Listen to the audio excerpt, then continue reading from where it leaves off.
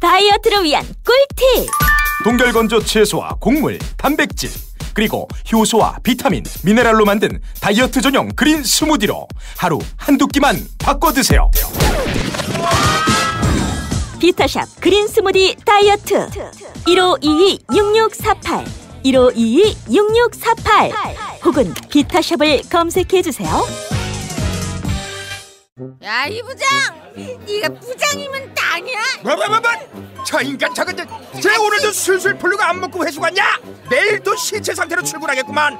아유. 고려 생활건강 술술 풀리고 음주전 한포가 당신을 지켜드립니다. 특허받은 천연 유래 성분 숙취 해소제 술술 풀리고를 은하계 최저가로 딴지마켓에서 만나보세요. 한글도 남보다 빨리 깨치고 참 똑똑했는데 갈수록 실력이 뒤처지는 것 같아 걱정이에요. 혹시 초등학교 교과서 본 적 있어요? 어려운 어휘가 너무 많아요. 학교에서는 어휘 개념을 하나하나 설명해줄 시간이 정말 부족하잖아요. 그럼 어떡하죠? 내 아이의 어휘만큼은 내가 책임져야죠. 어휘 공부의 정성.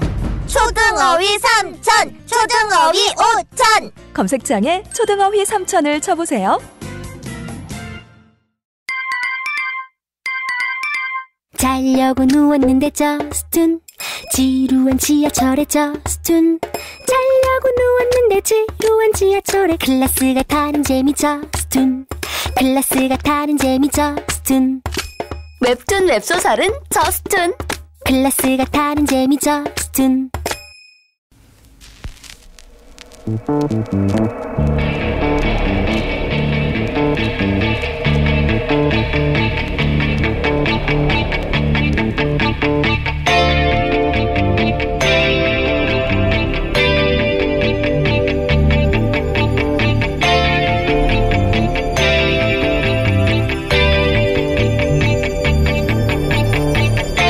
안녕하세요, 김호준입니다.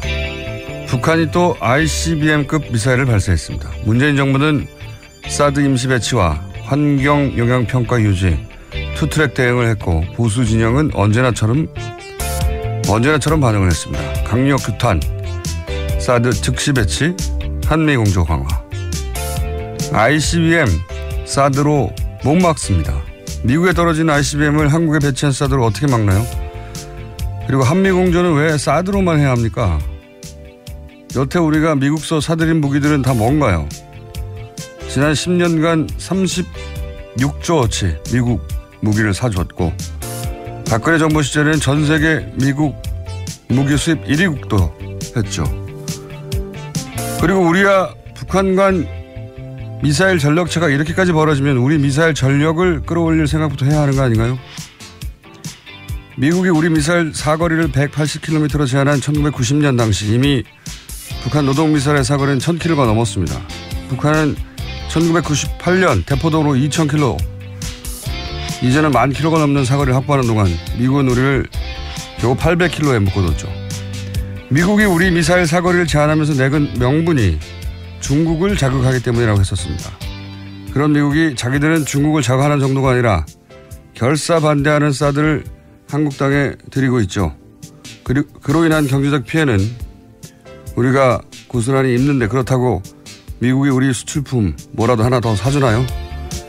사드를 받아들일 수밖에 없는 정치적 전략적 이유가 있다면 그건 따져보는데, 그런데 북한 미사일 이야기만 나오면 무슨 무기 하나로 북핵이 다 해결될 것처럼, 무기 하나에 한미 공조가 다 걸린 것처럼 호들갑 떠는 거는 이제 그만 좀 합시다. 이러니까 호구 소리 듣는 거 아닙니까? 김어준 생각이었습니다.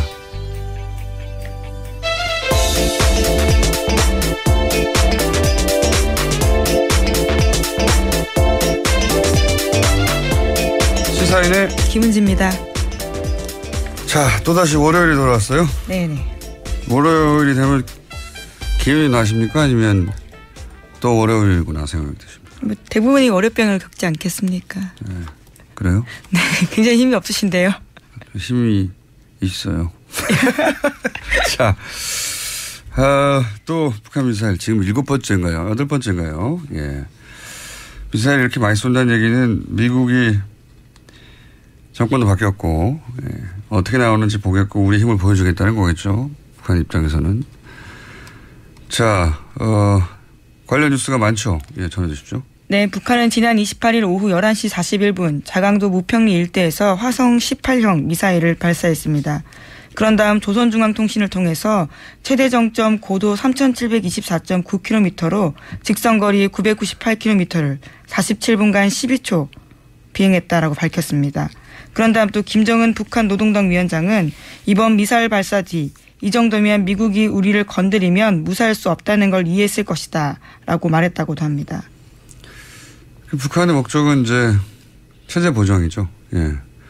핵 보유량으로 따지면 자꾸 말씀드리지만 미국의 핵 잠수함 한 대에 있는 핵무기가 북한 전체 핵무기보다 많아요. 예. 그건 게임이 안 되는데 핵을 가졌다는 거는 그 단순한 비교가 아니라 공포를 통한 억지니까 예. 우리를 건드리면 안 된다. 뭐 평화협정도 먹고 우리를 인정해라 이런 얘기죠. 기본적으로는. 여기 대해서 이제 미국은 북한을 타격할 수는 없고 그건 이미 오래전에 검토해서 너무 큰 피해가 있으니까 중국을 통해서 압박하는 수단을 계속 쓰는데 중국을 통해서는 원유를 공급하지 말라 이거 아닙니까? 네, 트럼프 대통령이 29일 트위터에 그런 내용을 올렸는데요. 중국은 말만 할 뿐 북한이 아무것도 하지 않는다. 매우 실망했다. 이렇게 썼습니다. 아무것도 하지 않는다기보다는 북한은 중국말도 잘 안 듣는 거죠. 예. 자기들에게 가장 유리한 걸 선택하는 거죠. 북한은 계속해서. 예. 그리고 중국도 사실은 사실상 북한은 핵을 보유한 국가가 됐죠. 그냥 핵 보유국이라고 쓰지 않을 뿐 핵은 다 개발 완료가 된 거예요. 핵 보유국이 된 거예요. 핵 보유국이 되는 게 이 동아시아에서 미국의 힘을 견제하는 데 약화시키는 데도 유리하다고 판단하는 거라고 봐요. 예. 그걸로 뭐랄까요. 중국만 위협하지 않는다면 뭐 그런 복잡한 힘겨루기 와중인 것 같습니다. 자, 여기에 대해서 청와대는 어떻게 반응했습니까? 네, 북한이 미사일 도발을 한 지 1시간여 지난 뒤에 바로 문재인 대통령이 국가안전보장회의 그러니까 NSC 전체회의 긴급 소집했습니다. 그런 다음 청와대 고위관계자 반응이 나왔는데요. 북한의 도발을 참을 수 있는 한계선인 레드라인의 임계치에 온 것 같다라는 겁니다. 또 문재인 대통령은 NSC에서 사드 발사대 4기의 임시 배치를 지시했습니다. 환경영향 평가는 뭐 그대로 하겠다는. 예. 원래는 환경영향 평가를 하고 나서 최종 결정을 하겠다였는데 최종 결정을 하겠다는 건 뭐 유지하는데 일단 나머지 4기는 임시 배치를 해두겠다 뭐 이런 얘기죠. 예. 북한이 여기에 대해서 두려워할 리가 있나요? 그런데 할 수 있는 게 없는 거예요. 예. 남한의 미사일 능력이라는 게 북한에 비하면 상대가 안 되기 때문에 우리 기술력이 떨어져서 그런 게 아니란 말이죠. 그 얘기는 저는 미사일 얘기만 나오면 특히 보수 진영에서는 그럼 우리 미사일 능력도 올리자 이 얘기를 나와야 되거든요. 이 얘기가 안 나와요. 오히려 이 미사일 지침 개정 관련된 거는 김대중 정부 때 한번 바꿨고 그다음에 그 얘기 나왔죠. 이 뉴스를 먼저 보고 갈까요? 네. 그래서 문재인 대통령이 이번에 또 그 내용도 이야기했는데요. 한미 정상회담에서 논의했던 한미 미사일 지침 개정 협상을 즉시 개시할 수 있도록 협의하라고 지시했다고 합니다. 이에 정의용 안보실장이 29일 새벽에 허버트 맥마스터 미 국가안보보좌관에게 협상 개시를 공식적으로 제안했습니다. 미국 역시 동의한다는 입장을 밝혔다라는 건데요. 현재는 사거리 800km, 탄도 중량 500kg으로 제한돼 있습니다. 이게 1979년인가 그때 무슨 협정도 아니고 조약도 아니고 무슨 계약도 아니고 지침이란 말로 지침은 위에 사람이 아래 사람한테 내리는 거 아닙니까? 미국이 우리한테 지침을 줬어요. 지침 가이드라인. 저는 용어부터 기분이 나쁜데 어쨌든 한국 미사일은 180km 이내로 해라. 180km면요. 서울에서 평양도 안 돼요. 예. 그거밖에 못하게 했어요. 그리고 나서는 이제 90년대에 협정을 따로 맺었죠. 예. 그 지침만으로 부족하다. 그래서 협정을 따로 맺었는데 그때 이미 북한은 1300km 대 미사일을 가지고 있었어요. 그 노동 미사일. 180km 대 1300km. 예. 그리고 90년대 이미 2,500여 600 정도 대포동 한참 이름을 날렸죠. 대포동의 이름 때문에. 그 한미 미사일의 그 기술 격차, 전력 격차는 이미 오래된 겁니다. 예, 굉장히 오래된 것이고 우리는 그동안 기술력이 없어서가 아니라 못하게 하니까 못한 거예요. 예, 제한 때문이었죠. 네. 지금과 같은. 미국이 못하게 하니까 그러면서 풀어줄 때는 재밌는 게 김대중 정부 때나 또는 노무현 정부 때도 전시작전 통제권 환수 합의하면서 우리가 이제 해야 되니까 미사일 사거리 늘려야 된다. 이 얘기는 기본적으로는 보수가 해야 될 이야기인데 진보 정권에서 나왔어요. 항상. 근데 김대중 정부 때 300km로 늘렸거든요. 당시 근데 300km를 올려준 이유가 그때 미국이 팔아야 되는 미사일이 에이테킴스인가 하는 미사일이 있어요. 탄도미사일. 걔가 사거리가 300km였어요. 그래서 그거 팔려고 사거리를 반경을 준다는 얘기가 그때도 있었습니다. 그러니까 이 미사일 사거리가 떨어지고 그 능력치가 떨어지니까 항상 미국에 의존할 수밖에 없죠. 미국 무기를 항상 사줘야 되고. 아, 참네. 이번에 이제 어쨌든 저렇게 북한이 미사일 능력을 갖추고 계속 앞서가니까, 예. 우리 미사일 사거리 혹은 뭐 중량을 네, 탄도 중량. 예. 중량을 늘리려면 미국하고 얘기를 해야 돼요. 예, 미국하고. 자, 저는 이게 기분이 나쁩니다, 항상. 이런 얘기를 해야 된다고 봅니다, 현실적으로는. 사드하고 북핵하고 상관이 없다니까요. 자꾸 보수 진영에서는 사드를 두려우면 북한 미사일을 막을 수 있는 것처럼 다 혹은 뭐 ICBM도 해결될 것처럼 할 얘기가 없어 그렇거든요. 달리. 그리고 사드가 들어와야지 한미공조가 강화된다니. 다른 무기 뭡니까? 전 세계에서 제일 많이 수집하는데. 수많은 무기가 있는데 무슨 사드 하나 가지고 한미공조를 얘기해요. 이건 미국이 원하는 얘기죠. 네. 자, 답답합니다. 맨날 북핵 얘기 나오고 미사일 얘기 나오면 사드 배치하라. 사드 배치하지 말아라. 환경영향평가 하지 말아라. 빨리 배치하라. 북한 미사일이 2대입니까? 4대예요.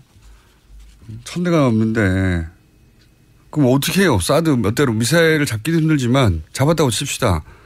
나머지 1000대는 어떡하냐고요. 그럼 사드를 1000개를 배치하나요? 1개 배치해도 지금 중국하고 러시아하고 이렇게 난리인데 사드로 북핵을 해결할 수도 없고 미사일을 해결할 수도 없는데 자꾸 사드 얘기만 합니까 맨날. 답답하네요. 자, 이 얘기는 전문가하고 저희가 아무래도 이번 주 몇 번 다뤄야 될 것 같고 다음 뉴스 넘어가죠. 네, 지난주 금요일 박근혜 전 대통령 재판이 있었습니다. 그런데 박근혜 전 대통령이 재판을 마치자마자 병원을 찾았습니다. 몇 주 전 발가락을 문지방에 찧었다가 생긴 염증 때문에 발등까지 불어올랐다라는 이유 때문인데요. 박 전 대통령은 4번째 발가락에 MRI 촬영을 하고 3시간 동안 정밀검사 마치고 구치소로 돌아갔습니다. 구치소 관계자는 신경이나 뼈에 문제가 있는지 정밀검사를 하러 외부 진료를 허가했다면서 더위도 심해져서 염증이 붓고 평소에 잠도 잘 못 잘 정도다라고 설명했습니다. 이 소위 구치소 관계자의 말들은 매체에 따라 바뀌어요. 예, 이게 TV조선처럼 보수 매체는 항상 건강이 이상하다거나 이런 얘기가 나오고, 예. 또 좀 있으면은 건강 이상설이 있으면 무슨 소리냐, 건강에 아무 이상 없다면 구치소 관계자 얘기가 나오고, 구치소 관계자들끼리 서로 얘기가 항상 달라요. 정반대 이야기. 구치소가 제가 보기에는 잠실 체육관 정도로 넓거나 서로 아주 사이가 나쁘거나 구치소 관계자가 한 사람을 수백 명을 보거나, 예. 아니면 만들어낼 말이거나요. 예. 건강 이상설은 항상. 근데 이제 MRI 촬영 결과가 곧 나올 테니까요. 어떤지는 공개하진 않겠죠. 예. 근데 4번째 발가락이 이렇게 찧었다고 염증이 소염제 먹으면 되는 거 아닙니까? 염증이 생겼다고 MRI 찍는 경우도 있는지 저는 의사가 아니어서 모르겠으니까. 방송을 듣는 의료계에 계시는 분들이 있다면 좀 알려주십시오. 자, 문자로, 카톡으로. 다음 뉴스는요? 네, 또 지난주 금요일 이재용 삼성전자 부회장 재판도 있었습니다. 문재인 대통령의 재계총수 간담회를 둘러싸고 이재용 부회장 쪽과 특검이 재판 중에 설전을 벌였는데요. 이 부회장 쪽은 특검 논리대로라면 문재인 대통령의 총수 간담회도 다 부정 청탁을 받고 있는 거다라고 말했습니다. 그러자 특검 쪽에서는 이번 간담회는 국민에게 공개적으로 알리고 진행된 반면에 박근혜 전 대통령의 독대는 안가에서 비밀리에 이뤄졌다라면서 차이점을 지적했습니다. 논란이 커지자 이재용 부회장 쪽 변호인단은요, 즉흥적으로 한 실언이었다라면서 사과했습니다. 이재용 부회장 변호인단 측의 나름의 대담한 논리죠. 대담한 논리. 굉장히. 저는 이건 삼성 측에서 변호인 측에 연락을 했을 거라고 봅니다. 네, 그렇다라고 알려져 있습니다. 미쳤냐고. 미전실이 난리가 났다라는 후문이 있습니다. 지금 아니 대통령이 취임 초기에 재계 인사들하고 공개적으로 간담회하는데 그거하고 지금 최순실 국정농단을 갖다 붙인 거잖아요. 대담한 논리긴 한데 변호인단은 몰랐던 거예요. 자기 논리에 빠져서. 이 이야기를 들은 삼성 측에서 연락이 갔겠죠. 예. 미친 거 아니냐고. 그래서 결국 사과까지 하게 된 거죠. 네, 난리가 났겠죠. 변호인단은 이거 말고도 굉장히 요즘 표현으로 신박한 논리를 많이 펼쳤어요. 그때. 또 있지 않습니까? 관련 뉴스가? 네. 같은 재판에서요. 변호인단이 최순실 씨의 딸 정유라 씨에 대한 승마 지원이 박근혜 전 대통령의 요구가 아니라 최순실 씨의 강압에 따른 결정이었다라는 주장을 했습니다. 그러니까 박근혜 전 대통령의 요청으로 지원한 게 아니기 때문에 뇌물공여 혐의가 성립하지 않는다라는 논리입니다. 굉장히 희한한 종류의 제가 보기에는 자백이에요. 왜냐하면 최순실 씨는 본인 주장에 의하면 그리고 사실 신상정보상으로도 공개적인 임대업자 본인도 그렇게 얘기하고 아주머니잖아요. 삼성이라는 세계적 기업이 최순실 씨가 모략을 하면 공경에 빠뜨릴 수 있다고 판단한 이유가 있다고 실토한 거죠. 예. 보통 그냥 조그만 빌딩 임대업자가 삼성 보고 뭐라고 한다고 삼성이 어이구 그러면서 몇백억 줍니까? 네, 강압을 느끼기에 쉽지 않은 대상이죠. 쉽지 않은 게 아니라 네 박살을 내죠. 근데 최순실에게는 박근혜라는 백이 있다는 걸 삼성이 알고 있었다는 자백이기도 한 거고 최순실이 무서워서가 아니라 박근혜 백 때문에 정유라를 지원했다는 걸 굉장히 희한한 방식으로 자백한 거예요. 네. 박근혜 대통령과의 거래가 있어서 그 결과로 이 돈이 왔다 갔다 했다면 뇌물죄가 되니까 최순실 씨의 강요에 의해서 했다는 거 아닙니까? 최순실 씨의 강요. 갑자기 나온 논리죠. 네. 네. 네. 굉장히 재밌습니다. 네. 이재용 부회장의 변호인단이 워낙 불리한 상황이다 보니 논리를 만들어내는 것도 참 재밌네요. 최순실 씨의 강요가 왜 무서운지를 그럼 말해야 되죠. 네. 재밌는 논리였습니다. 자, 다음 뉴스는요? 네, 김기춘 전 대통령 비서실장은 선고 바로 다음 날인 지난 28일에 법원에 항소장 제출했습니다. 블랙리스트 지시 혐의를 인정할 수 없다라는 주장을 펼치고 있는데요. 하지만 김 전 실장에게 보고된 문건을 보면 김 전 실장이 이른바 좌파 문화예술인을 골라내고 예산 지원에도 관여한 정황이 확연히 드러난다고 JTBC가 보도했습니다. 굉장히 구체적이에요. 모태펀드가 좌파 자금 창구가 됐으니 어떻게 하라는지 벤처 투자 임원진을 어떻게 해야 한다든지 영화는 콘텐츠 진흥에서 하라고 한다든지 실제 다 실행 옮겨진 거거든요. 네, 다 보고받은 내용입니다. 네. 모태펀드에 실제로 모 인사가 파견돼서 소위 화이트리스트 만들어가지고 모태펀드로 영화를 전폭적으로 지원하죠. 전례가 없는 액수를 조건 없이 지원하는 실제로 실행에 옮겨진 사안이고 항소해도 제가 보기엔 형량은 모르겠습니다만 무혐의가 나오기는 불가능할 것 같다. 지나치게 구체적입니다. 다만 이제 조윤선 전 장관에 대해서는 말들이 많죠. 그래서 죄송합니다. 저희가 잠시 후 박범계 의원 연결해서 박범계 의원이 재판부 판결문을 입수해서 분석을 했더라고요. 네, 그래서 이야기 나눠볼까 합니다. 잠시 후에. 나머지 뉴스 짚어보겠습니다. 네, 블랙리스트로 유죄를 선고받은 숙명여대 교수들이 학교에서 직위해제 됐습니다. 서울중앙지법은 지난 27일에 김상률 교수에게 징역 1년 6월에 실형을 선고하고 김 교수를 법정 구속했습니다. 또 김소연 교수는 징역 1년 6월에 집행유예 2년을 선고받은 바 있는데요. 이에 따라서 숙명여대가 두 사람을 직위에게 하기로 의결했다고 밝혔습니다.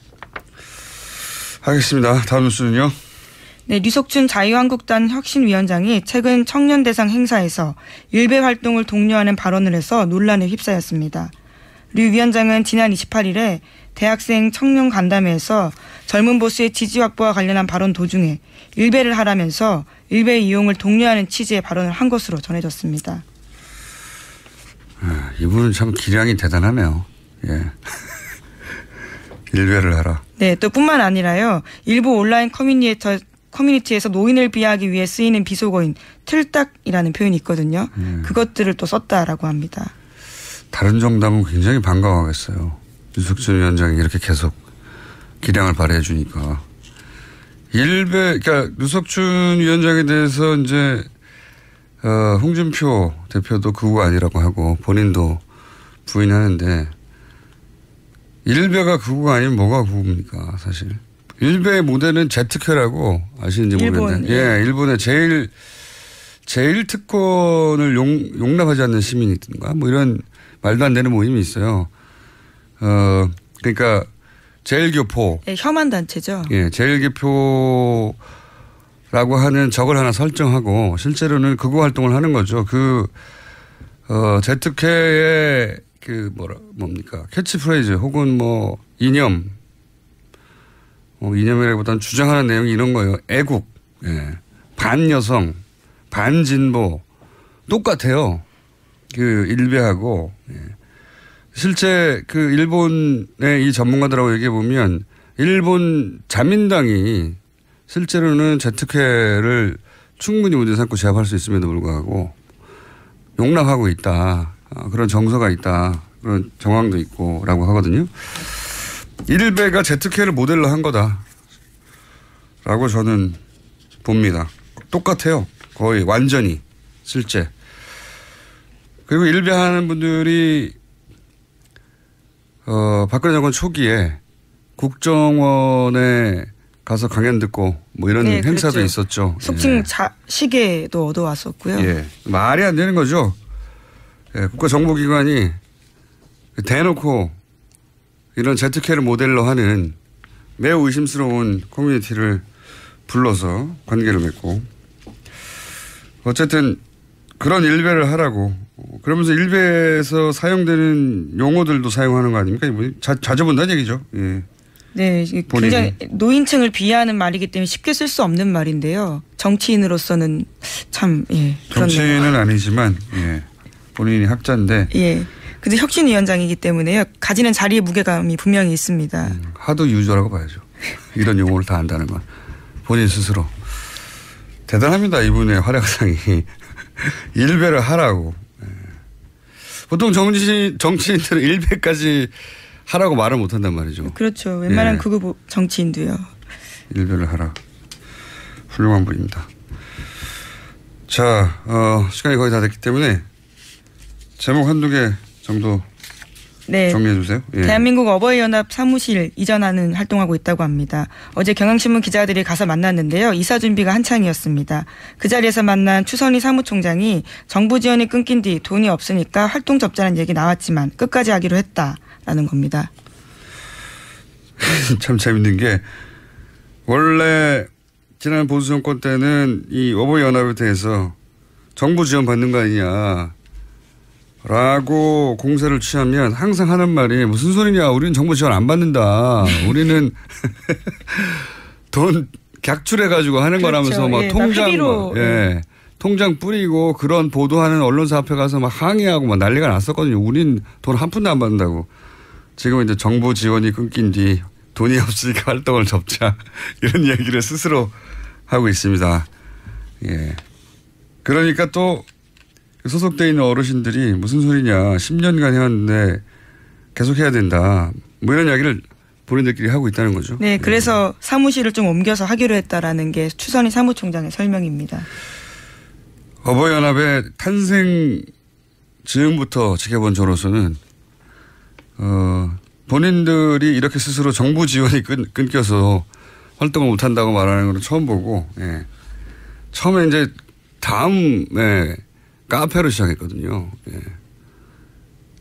물론 뭐 다음 카페는 껍데기고 실제로는 처음부터 정부 사이드에서 그 정부 누군지는 모르겠으나 누군지는 알 것도 같습니다만 거기서 만들어냈다라고 하는 얘기인데 초반 한 1년 반 2년은 카페 오프라인에 모인 사람이 100명이면 최소한 카페 100명을 활동해야 되잖아요. 그렇죠. 카페 오프라인에 100명 200명이 모이는데 카페에는 회원이 10명이고 막 그랬어요. 처음에는. 처음부터 저는 맨 처음부터 봤기 때문에 처음부터 거기서 모아서 자발적으로 생긴 게 아니었어요. 도대체 저 사람들은 어디서 왔을까. 카페에는 사람들이 없는데 글 쓰는 사람이 1명 2명 뭐 조회수 5 뭐 이랬거든요. 네, 어버이연합 같은 경우에도 관제 데모 지시한 의혹받고요. 검찰에 고발된 상태입니다. 그런데 아직까지 사법 처리 방향 나오지 않고 있다고 합니다. 알겠습니다. 지금 30초 정도 더 있다고 하나요? 아마 박범계 의원이 연결이 금방 안 되나 봅니다. 하나 정도 더 하죠. 예. 네, 백악관에서 미국 백악관에서요. 연결됐다고 하는데 그냥 하죠. 예. 예, 미국 백악관에서 권력 투쟁이 한참이라고 합니다. 그래서 프리버스 비서실장이 경질됐다라는 소식이 있습니다. 아, 이거요. 예, 우리나라로 치면 비서실장하고 청와대 홍보수석하고 싸운 거죠. 예. 예, 심지어 트럼프가 파리 잡으라는 호출까지 했다라는 비서실장의 폭로까지 있었습니다. 예, 비서실장 보고 자기 방에 와서 파리 좀 잡아라. 파리 다닌다고. 그 사람이 잘린 거고 홍보수석에 해당되는 사람이 딸의 측근으로 알려져 있고 정말 가관입니다. 비서실장을 비행기 같이 타고 가다가 그 안에서 잘랐죠. 그렇죠. 거기다가 또 잘렸다라는 이야기를 트위터에다가 올린 겁니다. 정말 장난 아니에요. 미국 소식은 이번 주에 한번 저희가 전문가 모시고 종합해 보겠습니다. 여기 난리 났거든요. 예. 지난주 한 주가 워싱턴에서 이렇게 말이 안 되는 사건이 많이 벌어지는 일이 없다라고 미국 언론들이 할 만큼 난리가 났었습니다. 여기 한번 짚어보겠습니다. 여기까지 하겠습니다. 시사인의 김은지였습니다. 감사합니다. 골반 잡자 바로 잡자 바디로직 허리 통증 바로 잡자 바디로직 2017년 쿨 썸머 바디로직 라이트 출시. 통기성이 좋아 땀 걱정 없이 한여름에도 쾌적하게. 입은 듯 안 입은 듯 가벼움의 신축성은 그대로. 자세가 좋아지는 골반 교정 타이즈 바디로직 검색창에 골반 교정 바디로직 라이트. 아무도 묻지도 따지지도 않고 가입하셨다고요? 보험은 너무 어려워요. 걱정 마십시오. 마이보험 체크가 도와드립니다. 1800-7917 마이보험 체크로 지금 전화주세요. 1800-7917 이미 가입한 보험이나 신규 보험도 가장 좋은 조건을 체크해서 찾아드립니다. 인터넷 한글 주소 마이보험.com 또는 카카오톡에서 아이디 검색 마이보험을 친구 추가하여 상담하실 수 있습니다. 모닝똥? 제겐 사치였죠.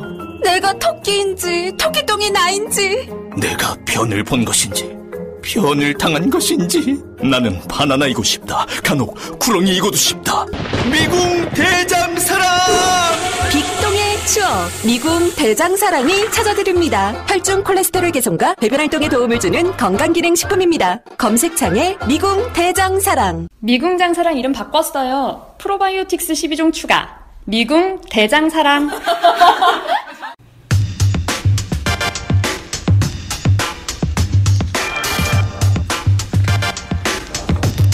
블랙리스트 1심 판결에 대해서 논란이 많습니다. 네, 더불어민주당 박범계 최고위원 연결해서 이 판결문 좀 자세히 분석해 보겠습니다. 안녕하십니까? 네, 반갑습니다. 네, 판사 출신이시니까 더더욱 관심이 많으셨을 것 같은데 이 판결문이 이상하다고 말씀하셨는데 이게 어떻게 이상합니까? 전문가로 볼 때? 네, 판결문을 좀 입수를 해서 정독을 좀 해보니까요. 예. 일단 그 이번 판결의 그 기초가 되는 헌법적 원리에 대해서 재판부가 좀 외면한 측면이 있고, 예를 들어서 뭐 헌법에는 우리나라를 문화국가 원리로 표방하고 있습니다. 또 평등권의 문제라든지 법치주의, 또 민주적 기본질서 이런 일반적으로 헌법 교과서에 나오는 법리들을 다소 왜곡하거나 좀 외면한 측면이 있고, 또 하나는 박근혜 전 대통령에 대한 판단과 김기춘 등 다른 유죄가 선고를 한 다른 피고인들에 대한 판단이 좀 모순되는 측면이 있는 거 아닌가라는 그런 생각을 하게 됐습니다. 좀 구체적으로 말씀해 주시죠. 예를 들어서 판결문 내용이 이런 게 있는데 네. 지금 말씀하신 이 판결문 내용은 이러이러한 부분을 어기고 있다라든가 좀 구체적으로 말씀해 주시면요. 네, 박근혜 전 대통령을 피고인으로 이제 재판한 재판부는 아닙니다. 이 재판부. 네, 그렇죠. 이제 물론 공소장에는 이제 공범 관계가 있다고 이제 명시돼 있지만 굳이 판단을 했습니다. 이 재판부에서. 네. 그래서 면죄부를 준 판결을 했는데요. 제가 정말 뜨악한 측면은 박근혜 대통령이 보수의 지지를 받아서 대통령이 된 네. 그런 취지를 이제 설명하면서 네. 문화예술계 지원 사업과 관련하여 좌파 지원 축소와 우파 지원 확대를 표방한 것 자체가 헌법이나 법령에 위반된다고 볼 수 없다. 이렇게 단적으로 써놨습니다. 아하. 그러니까. 우리 헌법은, 우리 헌법은 좌파니 우파니 진보니 보수니 그것이 실적법에 위반되는 것만 아니면 그거를 이유로 무슨 차별을 하라고 돼 있지 않습니다. 그렇죠. 그렇죠. 당연히. 민주적 기본 질서나 문화국가 원리가 그렇거든요. 네. 진보적 예술인이라고 그래서 차별한다라고 차별해서는 안 되는 거죠. 그러니까 지금 판결문의 기본 논조가 제가 잘 이해했는지 봐주십시오. 예. 기본 논조가 원래 헌법은 좌든 우든 기본적으로 진보든 보수든. 네, 진보든 보수든 그 불법이 아닌 한 정책적으로 차별해서는 안 되는 것이 헌법적 정신인데 그렇습니다. 이 판결문은 보수의 지지를 받아 탄생한 대통령이 보수를 더 많이 지원하고 진보 진영 쪽을 배제하는 것이 문제가 아니라고 판단한 거라는 거죠. 그렇습니다. 명시적으로 헌법이나 법령에 위반된다고 볼 수 없다 이렇게 해놨습니다.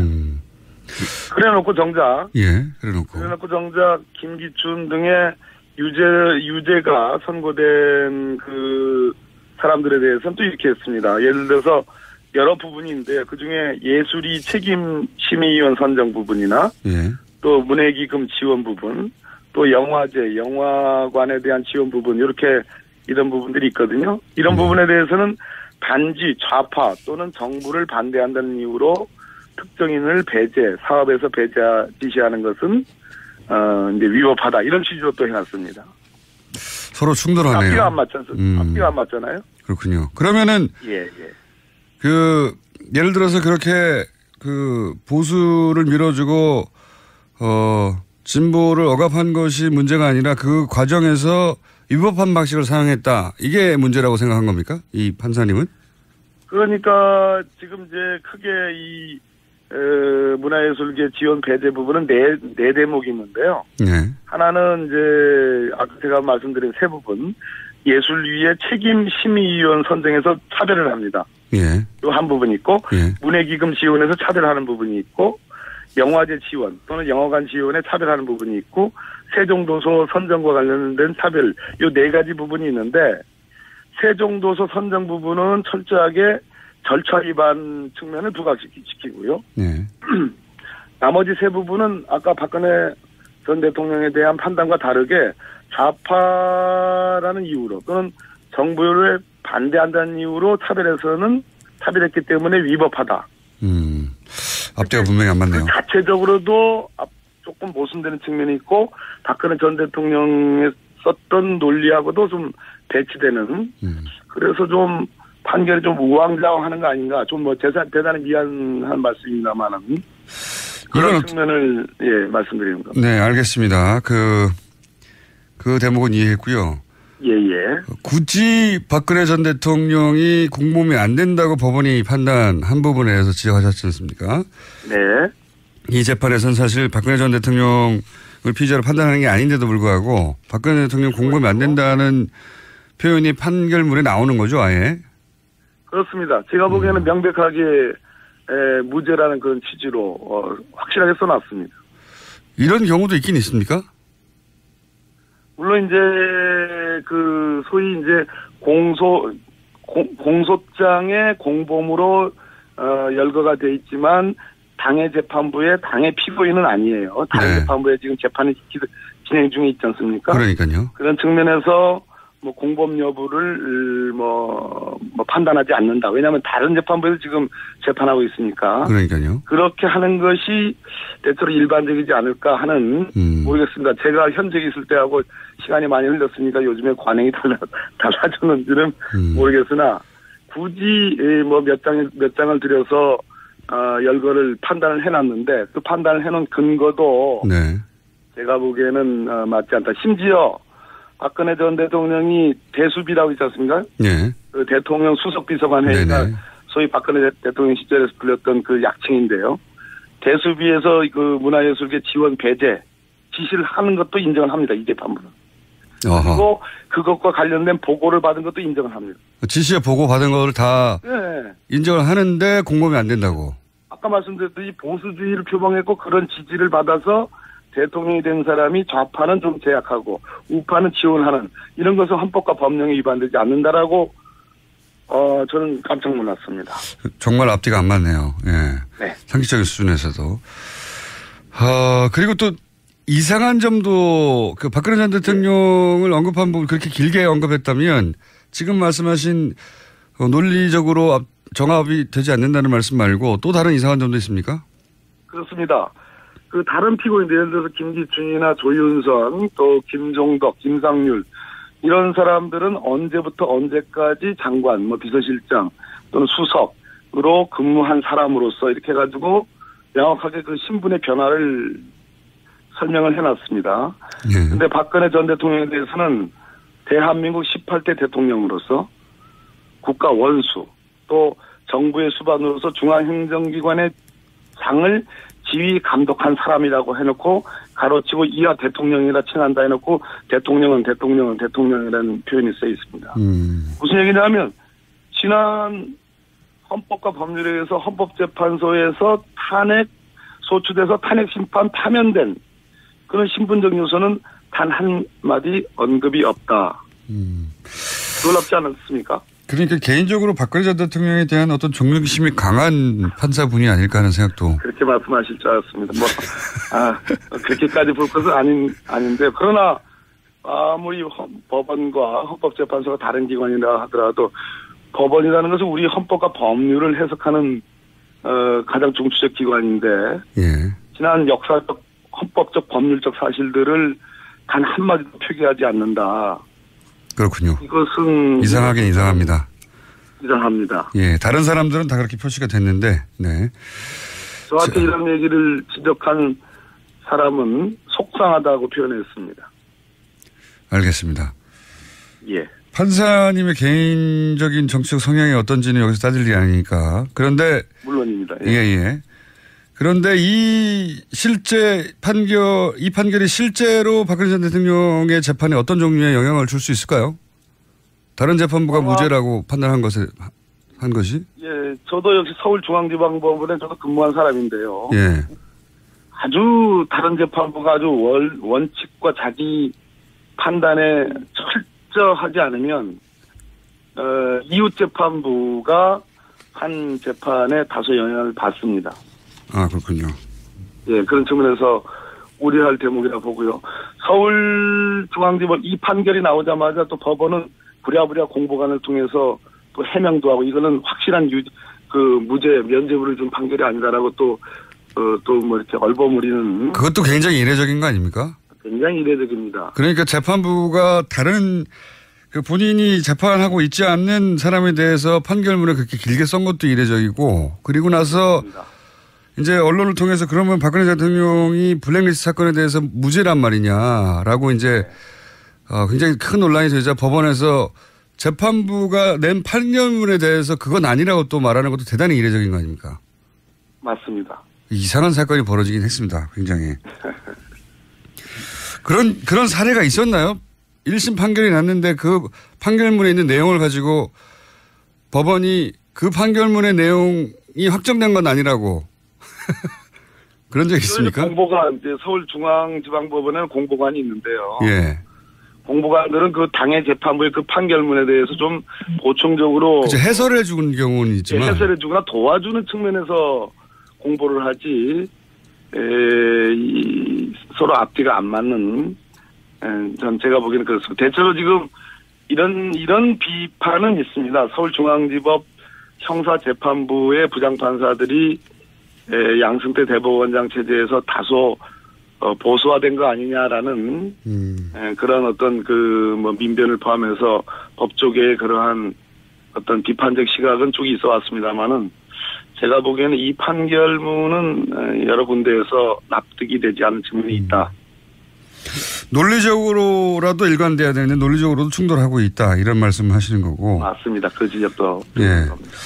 또 한 가지 제가 이상하다고 생각한 부분은 김종덕 전 장관에 대해서는 부당한 지시를 했음에도 네.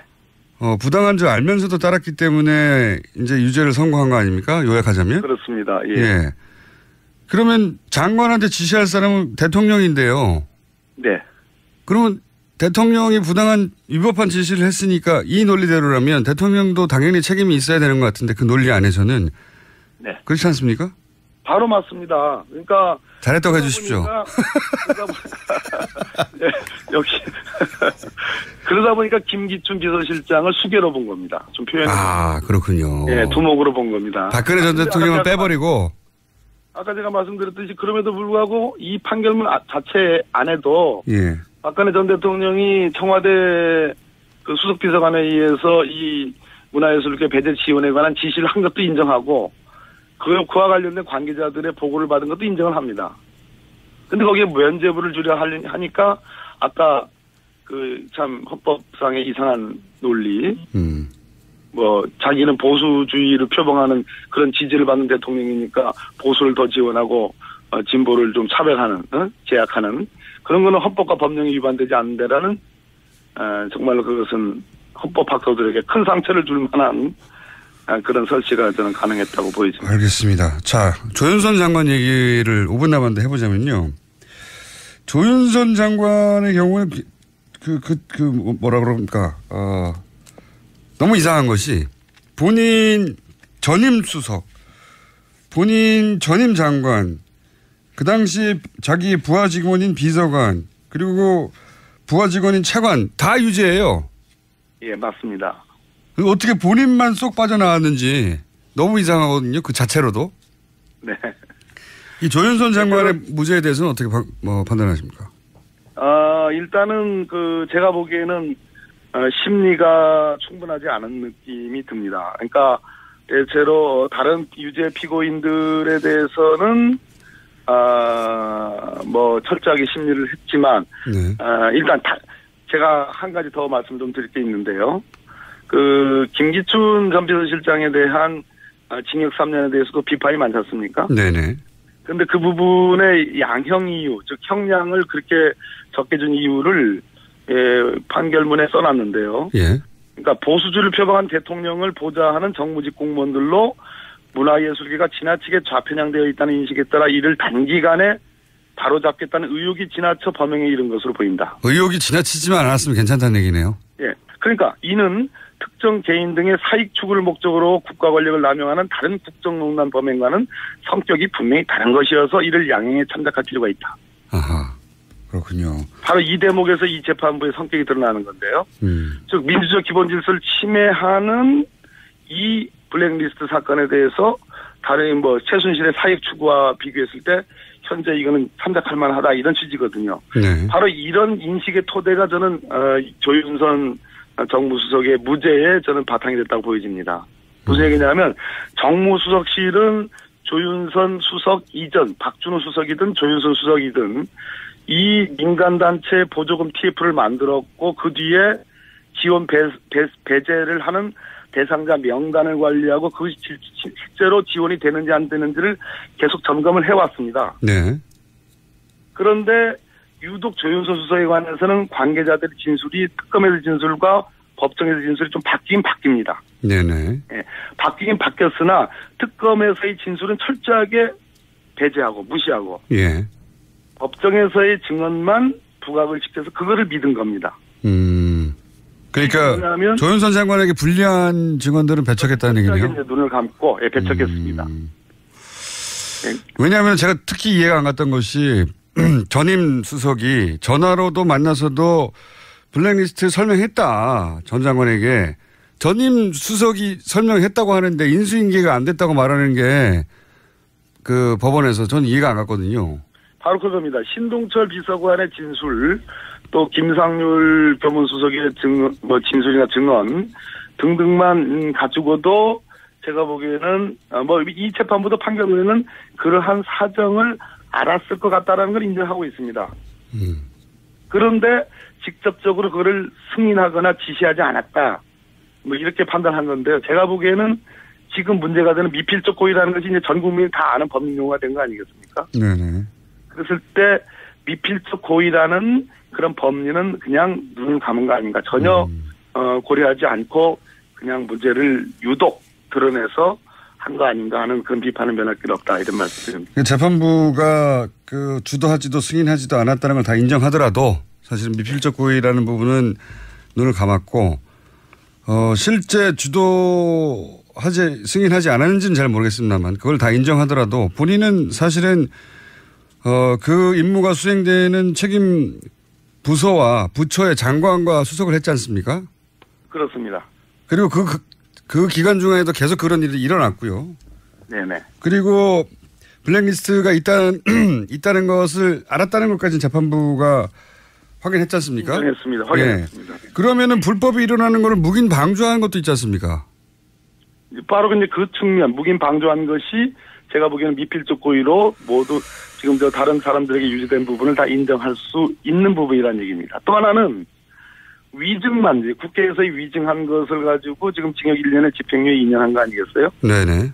근데 그것도 엄밀히 따지려면 만약 이 블랙리스트, 문화예술계 지원 배제에 대해서 무죄라면 국회에서의 증언도 제가 보기에는 다소 위증 부분이 있다 하더라도 처벌 가치가 별로 없는 것입니다. 알겠습니다. 여기까지 오늘 다루고요. 여보세요? 네네네. 네, 오늘 말씀 감사합니다. 또 모시겠습니다. 예, 감사합니다. 박범계 최고위원이었습니다.